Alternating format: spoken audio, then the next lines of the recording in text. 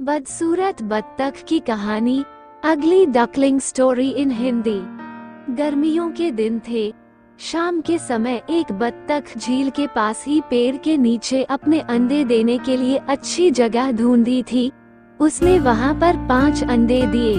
उसने देखा कि उसके 5 अंडों में से एक अंडा सबसे बहुत अलग था, जिसे देखा वह परेशान रहने लगी। उसने अंडों से बच्चों के बाहर आने तक का इंतजार किया। फिर एक सुबह उसके 4 अंडों में से उसके 4 नन्हे बच्चे बाहर आ गए। वो सभी बहुत सुंदर और प्यारे थे, लेकिन उसके 5वें अंडे से अभी तक बच्चा बाहर नहीं आया था।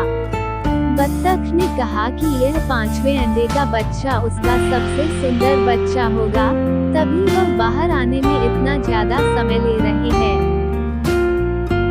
एक सुबह वो 5वां अंडा भी फूट गया।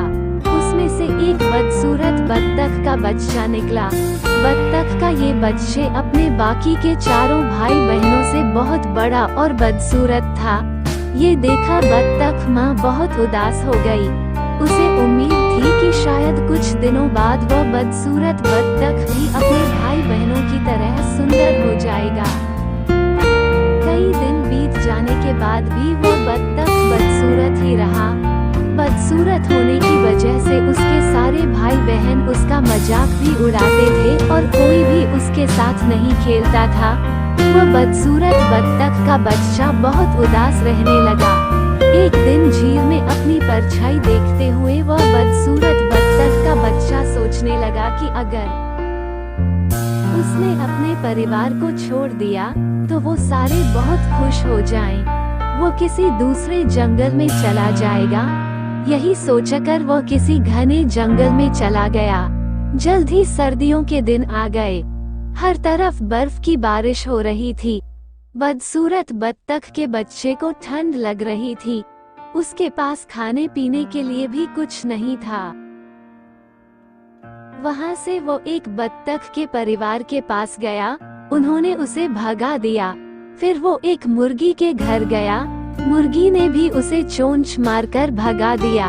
उसी रास्ते में उसे एक कुत्ते ने देखा, लेकिन कुत्ता भी उसे छोड़कर चला गया। बदसूरत बत्तख उदास मन से सोचने लगा कि इतना बदसूरत है कि कुत्ता भी उसे नहीं खाना चाहता है। उदास होकर वह बदसूरत बत्तख का बच्चा फिर से जंगल जाने लगा। रास्ते में उसे एक किसान दिखाई दिया। वो किसान उस बदसूरत बत्तख को अपने घर ले गया।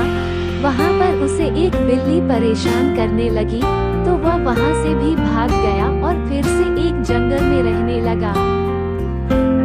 कुछ ही दिनों में बसंत का मौसम आ गया। अब वो बदसूरत बत्तख भी काफी बड़ा हो गया था। एक दिन वो एक नदी के किनारे टहल रहा था। वहाँ पर उसने एक सुंदर राजहंसी को देखा, जिससे उसे प्यार हो गया। लेकिन फिर उसे लगा कि वो एक बदसूरत बत्तख है, इसलिए उसे वो राजहंसी कभी नहीं मिलेगी। शर्म से उसने अपना सिर झुका लिया। तभी उसने नदी के पानी में अपनी परछाई देखी और वह हैरान हो गया। उसने देखा अब वह बहुत बड़ा हो गया है और एक सुंदर राजहंस में बदल गया है। उसे यह एहसास हो गया कि वो एक हंस है। तभी वह अपने बाकी के बत्तख भाई बहनों से काफी अलग था। जल्द ही उस बदसूरत बत्तख से राजहंस बने उस हंस ने हंसनी से शादी कर ली और दोनों खुशी खुशी रहने लगे। कहानी से सीख, सही समय आने पर हर कोई अपनी सही पहचान कर सकता है। तभी वह अपने गुणों को पहचान कर अपने दुखों को दूर कर सकता है।